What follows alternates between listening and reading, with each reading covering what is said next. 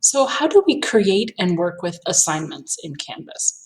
So for this one, if we come to our Canvas page, we come to the left-hand side and hit assignments, we're able to see the breakdown of all of the assignments we've created. You can break your assignments into certain groups. So I have grading categories in my particular class, like classwork is worth 40%, tests are worth 20%. So I can sort my assignments into particular groups. If you want to create a group, you can click plus group here to add a group depending on what type of assignment you're wanting to work with. The way you create an assignment itself is you can either hit plus assignment up here, or you can look at that group category and hit up the plus sign here, add an assignment directly to that particular category. I'm going to go ahead and look at this practice assignment. We'll call it Romanticism assignment. If that's for my Romanticism unit, we'll just call it practice assignment. Once you pull it up here, you have lots of different options. Let's just start with the editing function. So when you are editing this assignment, creating the actual stuff of the assignment, you can give it whatever name you want to. I would recommend keeping the name relatively short, especially if you want it to automatically load itself into the gradebook. Gradebook can only load assignments with, I think, 30 characters or fewer in the title. Here in the workspace, and we can make this a little bit bigger if we want, this is where we add what we want the students to do. So instructions go here. We can type. You can just write out paragraphs with all of your typing, editing functions here. We can add images. You can upload images here. You can use images that are already part of your course. We can add links. So this is an external link. It means that you can link to any kind of resources that are coming from outside of Canvas. Or you can click course link. So this may be something that you already created within Canvas, such as pages or modules or things like that. Just a link so you can reference, maybe check the guidelines here, and you can send it to another page if you want. For external links, you can also add links to Google Docs or videos or websites, lots of things that you can bring in there. You can upload or record media. So maybe you want to give a demonstration of yourself doing the assignment or working out math problems, whatever they happen to be. You can give a read aloud. You can speak and they can listen to the assignment. You can upload media that's already here in your course. You can upload documents. Maybe you have a PDF with the explanation here and you just want to upload it directly to the page where they can click and see it, or any other kind of file that you want to add to this instructions. You can add things directly from Google. So if you go to your Google Apps, you can upload a slideshow or a doc or anything else that gives instructions or context or background or more information, whatever they need to see to do the assignment. This building page is just like working on a content page. This rich text format editor allows you to build as much or as little as you want to. You can add tables, you can embed videos or other documents, you can create math equations. You build whatever you want to appear here. This is as much or as little instruction as you want to give. The other part of an assignment that is a little bit more finicky, this is the settings. So how are you going to change the settings? First, you are going to list points. How many points do you want this assignment to be worth? Let's say I make it worth 10 points.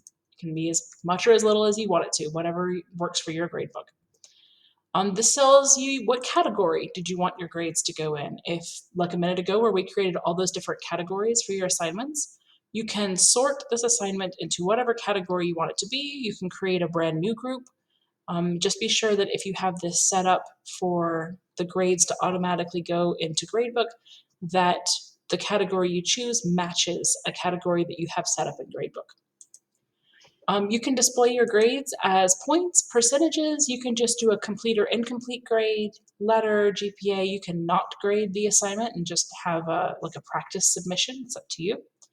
I tend to leave it on points just because my gradebook is points based. Sometimes when I'm doing a formative assignment or like a quick check or an exit ticket and I don't really want the information to count, I will check this box. This means that you can still grade the assignment. They will still see a score. It just won't count against them. It'll list as exempt when they're looking through it. It won't affect their overall grade category, but you can still give them a grade for it, which is really nice. Also, how do you want to receive the submission? So right now it's listed as no submission. That's a lot of times your default. That means that there will be nowhere for them to click to turn something in. Maybe you just want to post explanations for a skit you want them to act out, or a piece of paper you want to draw on, something that they can't type into the computer. Then you would leave it as no submission. Otherwise, you can have them submit online, you can have them submit on paper, some kind of external tool, which are other apps that are linked with Canvas.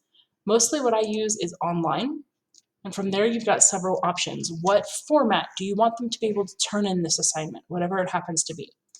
Maybe I've given them an article I want them to read, and I want them to answer a couple of questions about that article. I can turn on text entry, which gives them a text box they can type their answer into. I can type website URL. A lot of times if kids are answering, maybe it's a web quest and they're answering all of the questions on their own Google Doc, I will turn on the website URL so they can submit the address, they can submit the URL for that Google Doc they're working on. You can turn on media recordings, which means that they can send you a video file or a sound file, and they can record it directly in the project by using this button. They will see the same set of tools when you allow them to type their own responses. They will see a box just like this one in their submission. So they can record directly into the project if you want them to read something aloud to you or act it out or do a demonstration or whatever it is that you want them to do. They can send in media recordings as well.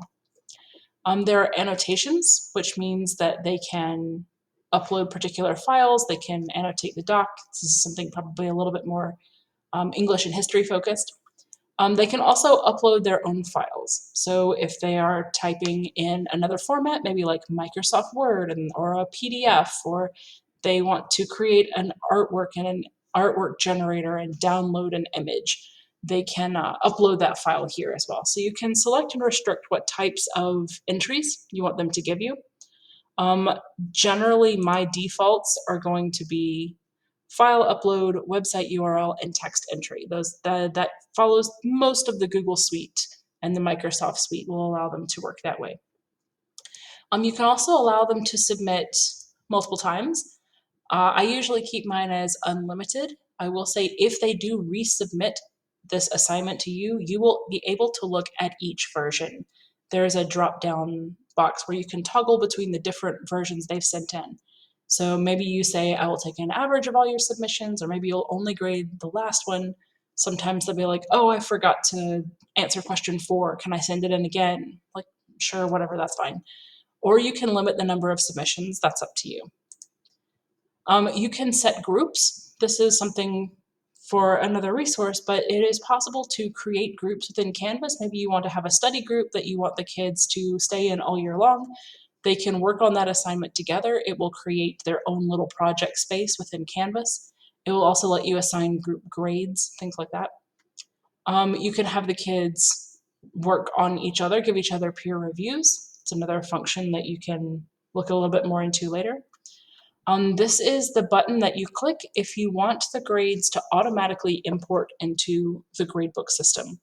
So if you keep this button clicked, then once you have graded everyone's work, you can go into the gradebook and hit sync, and it will automatically import all of the grades that you gave in Canvas over to PowerSchool. You won't have to type them out again. It will go straight into the gradebook. It will do any math or calculations for you. It will give like they maybe like got 8.5 out of 10, it will put 8.5 in the gradebook for you. You don't have to worry about typos, which is really nice for me because I get anxious when I'm listing 40 kids grades in the gradebook. I want to make sure everybody gets the right one, make sure there's no typos. This eliminates that problem for you. It's really handy. Moderated grading, this is something a little bit newer. You can work with that if you want to. The assigning stuff is really exciting for me. So I can assign to everyone in the class, or I can pick certain sections. This is my master class, my sandbox class where I work on my 12th grade stuff. I can assign to particular students. I can assign to certain sections. I can assign multiple due dates. So if I hit add, I can create 2 different submissions. Maybe one student is absent one day, so I have their name here and they get their own due date, and everyone else gets a different due date because they were there the day the assignment was posted.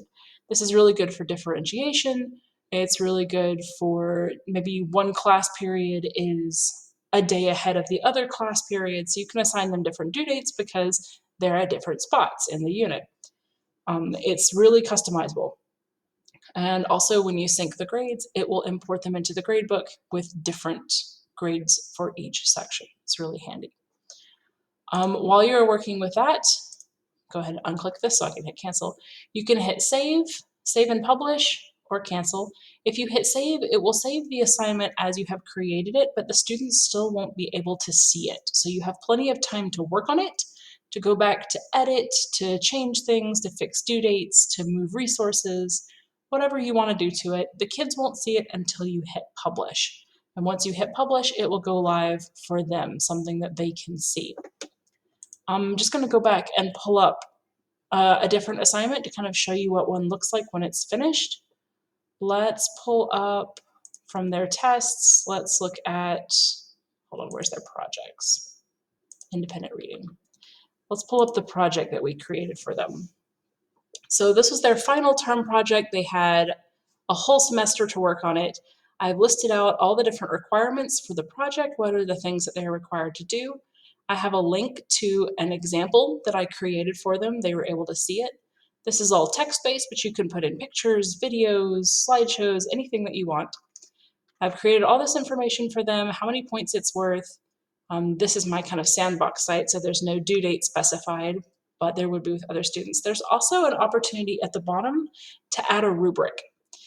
This is the rubric that you can create for grading. You can make it a detailed rubric. This one is where I can type in my own criteria, or you can select 4 out of 5, 3 out of 5, 2 out of 5, and it will automatically calculate the grades for you.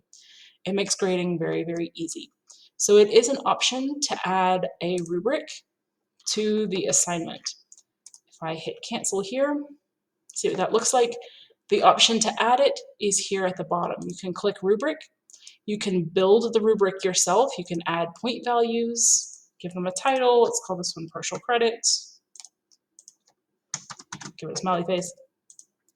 And you can just select what you want them to be. You can add descriptions, you can describe the criteria, and you can add your own comments.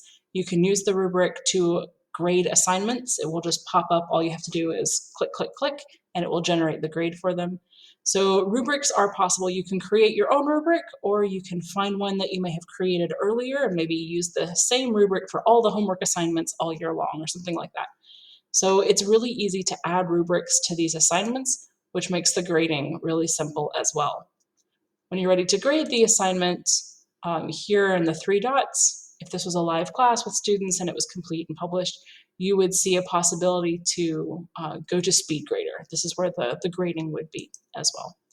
So creating an assignment is almost just exactly like building a page. You can go to edit. You can create things within the workspace.